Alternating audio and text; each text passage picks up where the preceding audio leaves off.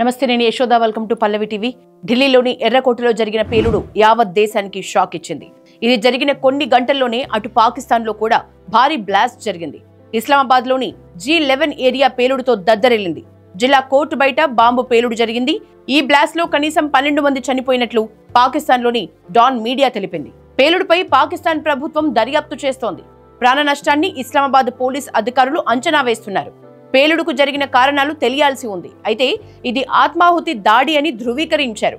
ఈ పేలుడుకు సంబంధించిన వీడియోలు సోషల్ మీడియాలో వైరల్ అవుతున్నాయి. ఇది చాలా పవర్ఫుల్ బ్లాస్ట్ అని పోలీసులు అంటున్నారు. సంఘటన జరిగిన ప్రాంతం నుంచి 6 కిలోమీటర్ల దూరం వరకు బ్లాస్ట్ సౌండ్ వినిపించినట్లు చెప్పారు. కనీసం 30 మంది తీవ్రంగా గాయపడినట్లు సమాచారం అందుతోంది. మృతుల సంఖ్య పెరిగే సూచనలు ఉన్నాయి. పేలుడు జరిగిన వెంటనే భారీగా మంటలు చెలరేగాయి. దట్టమైన పొగ చుట్టూ కమ్ముకుంది. ఓ వాహనంలో బాంబు పెట్టి పేల్చినట్లు విజువల్స్ ని బట్టి అర్థమవుతోంది. ఆ మంటలకు వాహనం పూర్తిగా కాలిపోయింది.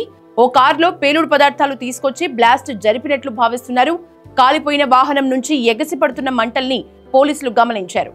పేలుడు ప్రాంతాన్ని పాక్ పోలీసులు కార్డన్ సర్చ్ చేశారు. క్లూస్ తీసుకుంటున్నారు.